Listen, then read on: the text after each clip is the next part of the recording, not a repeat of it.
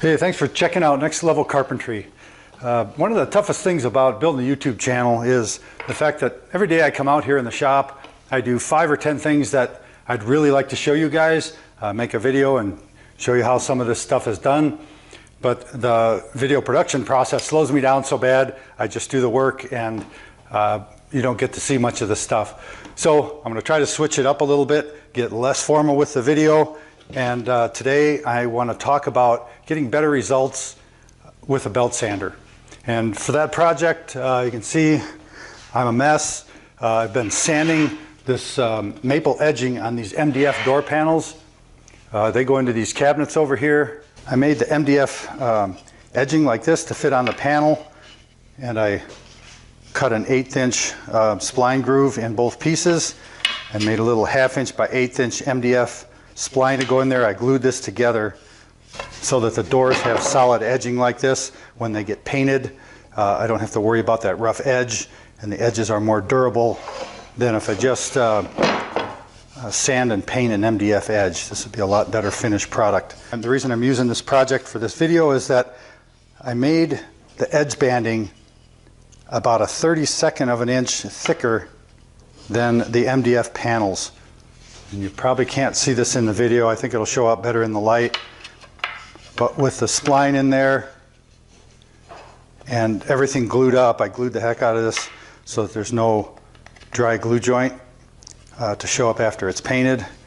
But when it's all glued up, the maple is either flush with the MDF panel or just a 1/64 of an inch proud. And so I'm using a belt sander to smooth that out. And I thought it was a good way to show you just a number of things that I do and that I think about when I'm doing belt sanding to make sure I get a really basically perfect end result. Of course, if I had a $10,000 thickness sander, I could run these panels through that sander and get a similar result.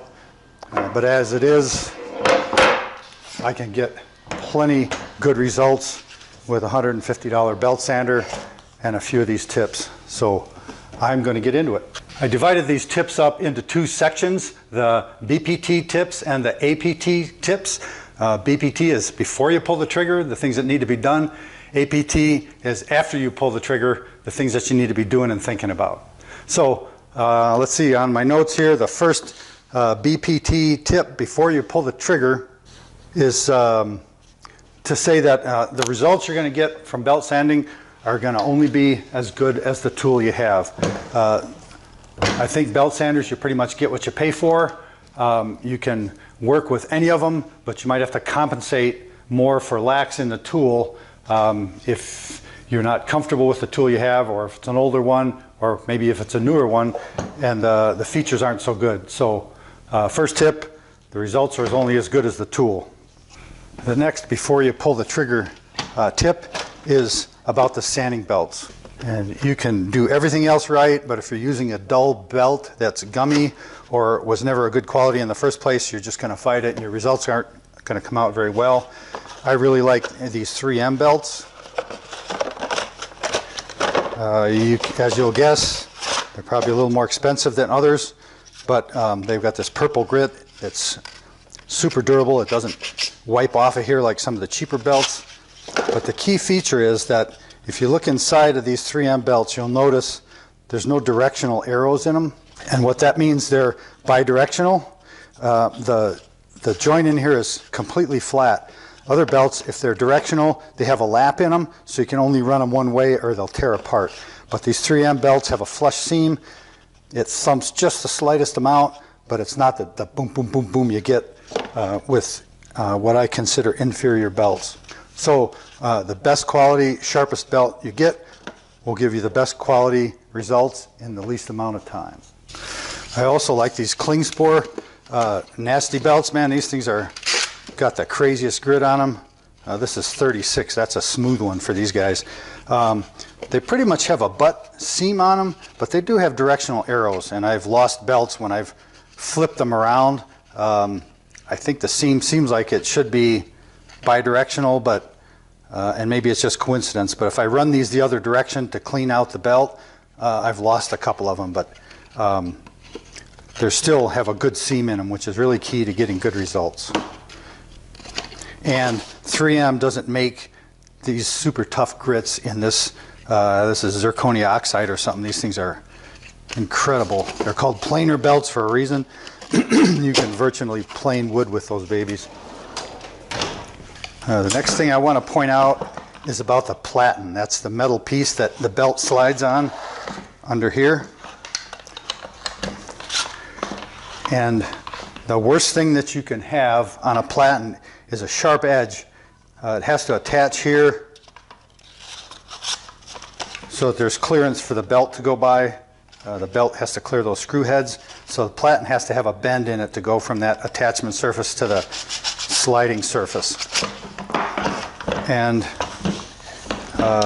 depending on what your planer's like, I've seen that edge just incredibly sharp. And what happens with that is when you're sanding, you can see this in the camera, when you're sanding, the idea is, of course, to keep the planer flat, or the sander flat on the platen as you're working. But if you twitch and it rocks up on that edge where the planer transitions here, it'll grind a line right in the work.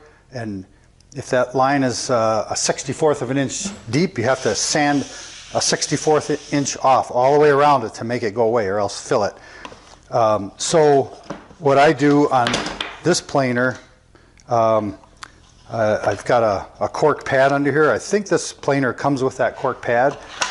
And I'll take this and actually flatten out that kink, or straighten out the kink, and then let it bend so it's more of a rolled transition instead of a sheet metal brake one where it's just crisp and sharp.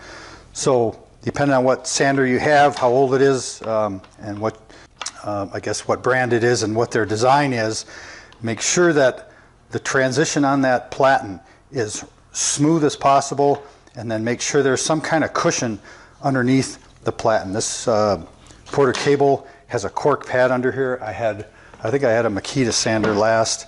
It's been many years, but the platen was just rigid, it flat, and had a crisp edge, and it was so hard to get a good job. So I learned that getting a smooth transition and putting a pad under here, and cork works really good, so that your platen isn't dead flat. It's just got the slightest bit of a roll to it, so there's not as many crisp edges to tilt your sander and ruin the work. I hope all that makes sense. But the reason I point it out is you can do everything right, and if you have a crisp edge where it bends that sandpaper there, your work gets spoiled despite all your efforts.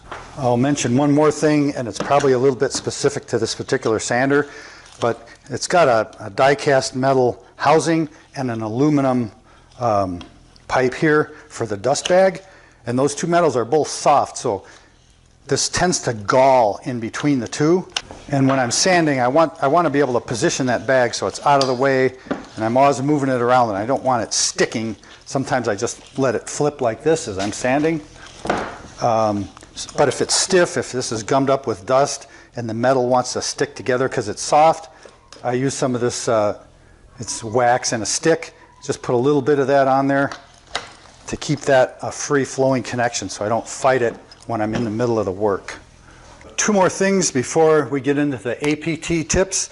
The first one is I've got to wear cheaters when I'm doing this work. These click readers are awesome glasses, but they do attract dust. You can see I'm a dusty mess when I'm just working. I'm wearing a 3M respirator to keep this dust out of here. It's MDF dust, so I think that's like double bad. But when it collects on the lenses, my solution is to take a used dryer sheet or a new one and wipe the lenses lightly, and that reduces the static by magic, I guess. So when I'm sanding, I can keep an eye on what I'm doing, and my vision doesn't get blocked as quickly with that fine dust that's blowing around in the air. So there's that. I did a whole video on those dryer sheets. I'll try to remember to link to it at the end of this video, but you can search it out and see how and why I like that. And then the last, before pulling the trigger tip, is squiggle marks. These doors here, this door and all these are already sanded. I've got this last door to do. I got this far and decided, Okay, I'm going to slow down and shoot a video so you can see this stuff. So I've only got one left, and I think there's examples on this door enough to show you everything I want to show you. And the tip I'm giving you now is squiggle marks. I use this carpenter's pencil because of its thick lead. I give it a blunt point. You can see that in another sharpening video. And all I do is mark the transition between the MDF panel and the edging like this. And I think you can hear it. And the whole purpose of this is to give me a very clear visual when the edging is above the MDF like it is here, because the pencil stops and hits that edge. It's probably, you know, that's maybe a skinny 32nd of an inch. Over here, it's really flush, it glued up nice. It'll be the opposite on the other side, but not much. But the whole point is to get a very clear visual of what needs to be sanded off and where. So I do squiggle marks all the way around the door. I'm hitting these corners in case those miters are shifted a little bit, which they are in some cases. And any time the pencil stops, I know that this edge is higher than that edge.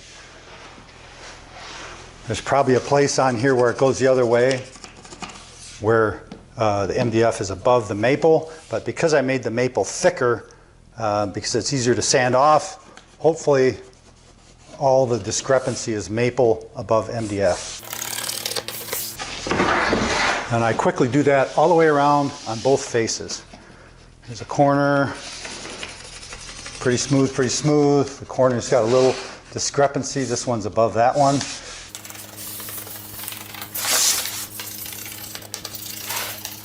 Yeah, and this is one of the smoother transitions. A couple of the other panels, for some reason the maple was a little thicker, or it was near an edge of the MDF and it was a little thinner.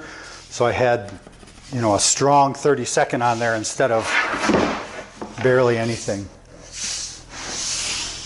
I'm just going to zoom in on this corner. This is probably the worst spot on the door. I think if I use this light from this drill, maybe you can see the contrast there. But it's easy to feel, but it's hard to see during the sanding process. But if there's any transition there at all when these doors are painted, it's going to look terrible. So that's why I'm going through these steps to get a perfectly flush transition between the MDF and the maple. And so I think that covers the before pulling the trigger tips that I wanted to go over. There's probably something I'm forgetting. But now I'm ready to fire up the machine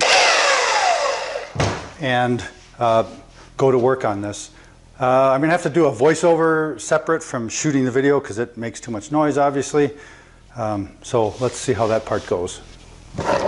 Well, there's all sorts of bench hold downs and clamps and all sorts of stuff for keeping a workpiece secure. I'm merely using these plastic clamps to clamp this down to my table saw / work surface, because it's important that this is rigid. There's a lot of power transfer between the belt sander and the panel. If it's not clamped down, it'll move all over the place and possibly fly off onto the floor, and you don't want that.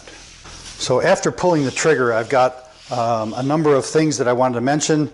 One is that it's really important to keep the belt sander moving, and not for just the sake of moving, but to keep it from digging in.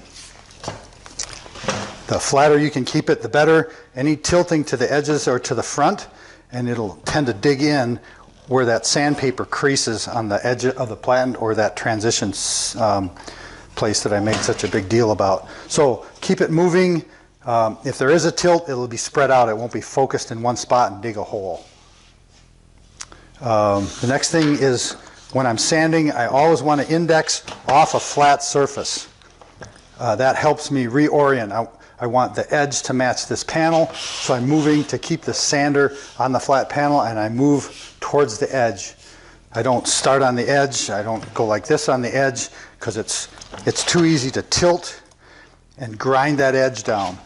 And when that happens, the pencil mark will disappear, but you're just kidding yourself, because you just sanded the edge off instead of lowering the level till it's equal. So in that, I'm working towards the edges. That's the important part.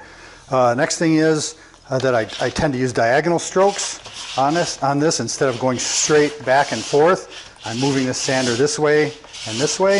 You'll see that in the action. That all helps average out the cut that the belt is making. The next thing I'll say is that I want to make sure that the sander is doing the work. I don't have to scrub it around like this. That's what a hand sanding block is for. I want to use the power and the weight of the sander to cut this wood till it's flush. The sander does the job. If you got a dull belt, you have to push harder than necessary. If you have a lightweight sander, you might have to push down on it to get it to cut. Hopefully your sander's got a little bit of beef to it, so that you can just let it do the work. I pull it from the indexing flat surface and cut the edge off, letting the sander do the work. Kind of reminds you of that joke. Guy spends hours and hours cutting limbs off of a tree with his chainsaw. Neighbor comes over and asks him how it's going, and he goes, well, I mean, it's a brand new chainsaw, but man, this thing is pretty slow. Neighbor says, wow, I wonder what's wrong with your chainsaw. So he pulls the cord, runs the chainsaw. Well, it seems to be working all right. And the guy that spent hours cutting limbs off his tree goes, what's all that noise? Didn't know that the chainsaw was supposed to do the work. Okay, I butchered that joke, but I want to sand these panels. The last thing is to keep the sander flat. I think I kind of covered this already, but I don't want to sand and then tip the sander off the edge. I can grind away enough of that wood in an instant that I'd have to fill it and start over. So I'm always making sure that the sander is flat. When I get near a corner like this, there's not enough flat surface to index this too out here on the corner. So I'll work my way into the corner from the flat surface until there's enough of a surface area here that I can start in this direction.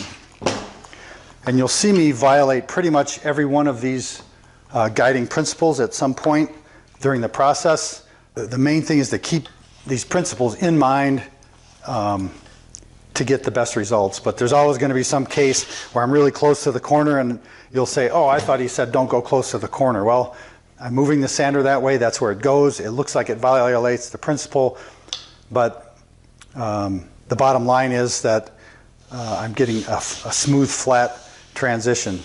So it might be a little bit do as I say and not as I do.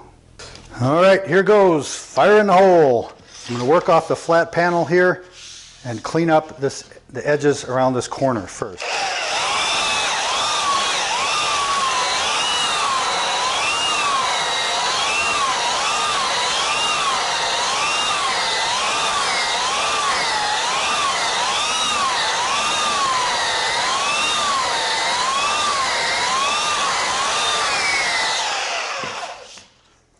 And with a few strokes like that, this is all perfectly flush. I haven't dipped it down or ground away the corner anywhere I don't want to.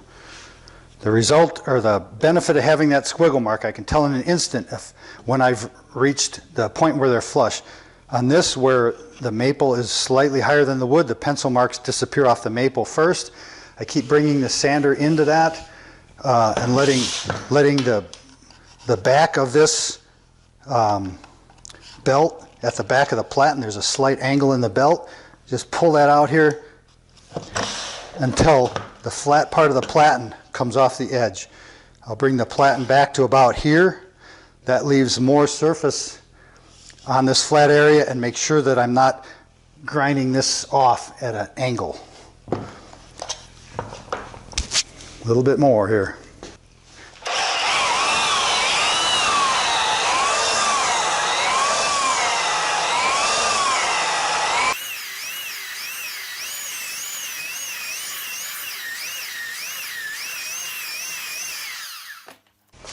And this section here is just like it's supposed to go.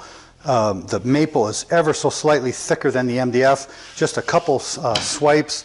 I failed to mention that I'm using a 120 grit belt, which is rough enough to cut the material, but not so rough that I have to resand it before it can be painted. The primer will easily fill in the scratch from that 120 grit belt. On this one, You can see how I've clamped this down over on these two corners so I can sand most of the rest of the door and then just flip it around, and the clamps don't get in the way of the work, but they hold everything nice and rigid. I want to focus on this corner because it's probably the place where the wood is, where there's the most difference between the edging and the panel. You can see it there with this glancing light. So I've got to take extra strokes to cut that off. And like I keep saying, I don't want to put the belt sander on here and just grind that down because it's probably going to be at an angle instead of going flush with the panel. So you'll see as I'm grinding this off, the pencil marks will disappear off this maple quite a bit sooner than they disappear right in that corner. And when I've got a sharp transition like that, I'll put a pencil mark right in the corner. And you can see it just disappears about here, so this stick-up issue starts at the corner and disappears about in there somewhere. But having a pencil mark the whole way in the corner assures that I get the transition perfect all the way across there. Let's see how this looks in action. You can see I'm putting my hand under this cord so the cord doesn't get wound up in the belt. That's always an unpleasant experience.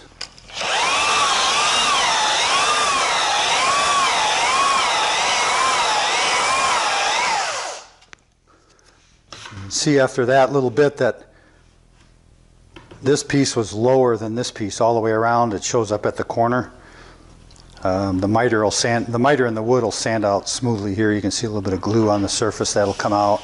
But this is all better than having the MDF higher than the maple because it's pretty easy to sand off this little swath of maple that's too high. If the maple was that much too low, I'd have to feather it way back probably 4 inches onto that MDF, taking that whole thing down till the MDF came down to meet the maple. So that's why I make the edging thicker. So I just have to sand this little edge off to get it flush.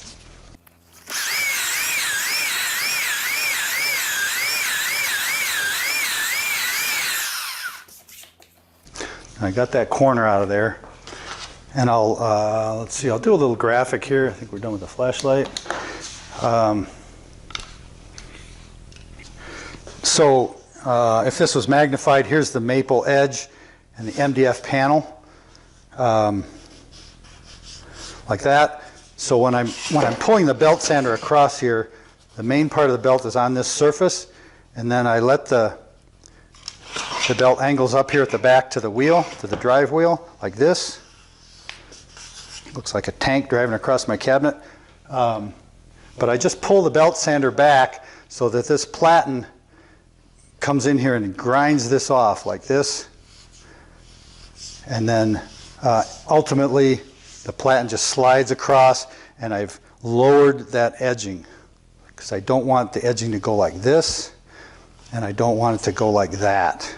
I'm not sure what I lost there. The camera battery just died. But I was saying that by keeping this in mind, that's what I'm doing as I'm sanding this edge flush. I'm keeping pressure on the platen on this flat index surface and just pulling it out to the edge so that the sanding belt grinds that off. I don't want to rest the sander on there and like this and just kind of grind until it's gone. I keep working it into that. Because this area is so flat and this material is so hard, I can spend time out here moving back and forth, and it's only changing the thickness of this panel microscopically. I don't even have to worry about it as long as I get it flushed up with the edge. I hope that all makes sense. I'm just going to run the video a little bit more as I clean up the rest of this edge down to the corner.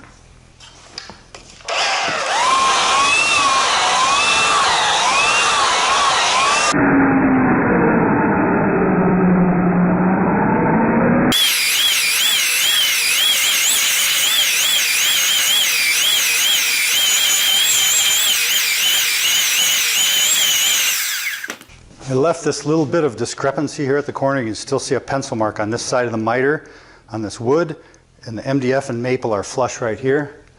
And I'm doing this because this is an exception to the rule in my thinking, and because it's so hard to index the sander this way on that corner without grinding it off, tipping down and taking too much off. I actually turn the sander the other way and sand from the flat surface out to pull that last little bit of unevenness out of there. And I'm making a bigger deal in this example than it actually is. I can barely feel that, and that would paint just fine, but I just want to show the exception to the rule here.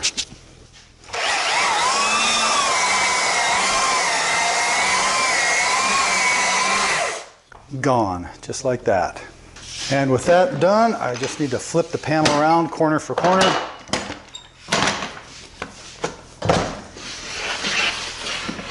So now I can clamp to the smooth parts and finish sanding the uneven parts.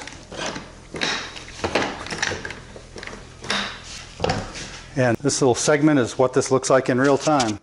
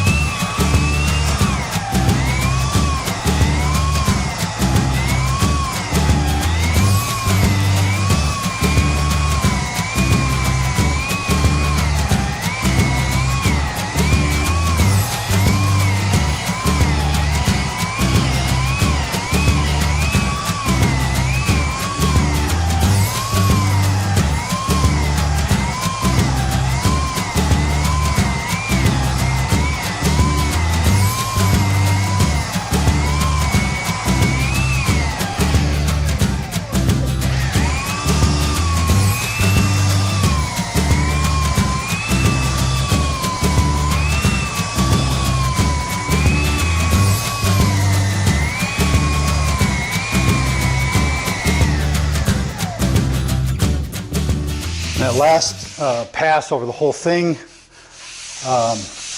just kind of smooths up the texture. I can feel if I've got any little divots.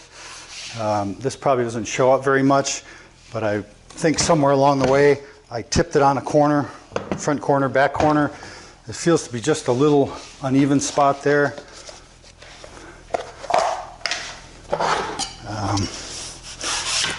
And I don't know, this might end up being the back of the door and it doesn't matter and it doesn't show, but I'm just using this Elmer's wood filler.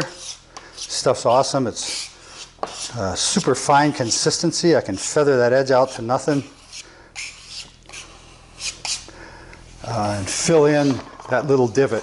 If I had a crisp edge on my planer plat and it got lines all over this thing, this is what I'd have to do. Go back in, fill those, and then because that filler sands nicely, it's dense, it covers well with paint, but it's a little softer than the MDF. I would just use a hand sanding block with a piece of crisp 120 grit paper. I just sand that off. If any wood filler remains, that's what it takes to fill in little imperfections like this.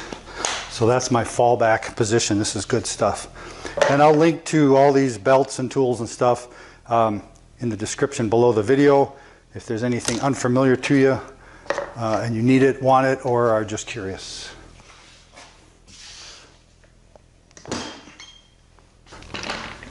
Well, now I wish I would have got Chip to show up earlier and sand this whole stack of doors, so I didn't have to, but while he's knocking out that last door, hitting all those edges, I just want to say to all your viewers, I appreciate you watching. Special welcome to anybody that's recently subscribed to Next Level Carpentry, because the fantastic shout out that Richard at Trim Carpentry TV did recently for this channel. So if that's you, if you're just recently here, welcome. I think the world of Richard, and that was a pretty cool thing he did for this channel. So welcome here. For anybody else, if this is your first video, you're just poking around to find out how to get better results from your belt sander, I hope you liked the video and that you'll consider subscribing if you haven't already. While you're at it, poke the thumbs up button. The YouTube algorithm sees that, and that's a boost for Next Level Carpentry. I appreciate it, and it's no surprise to anybody that these videos take a lot of work, and things that viewers can do to support the channel really help out, and I appreciate it. There's links below to these tools and stuff in Amazon. I use Shoperr for some of the stuff because they have a nice presentation of the catalog of parts for this video, or the catalog of tools and stuff. Right below the video, there's a link to TeeSpring with a few of the crazy t-shirts and stuff from this channel. There'll be more of that coming up, but if you see something there you like, snag that. It can be kind of fun.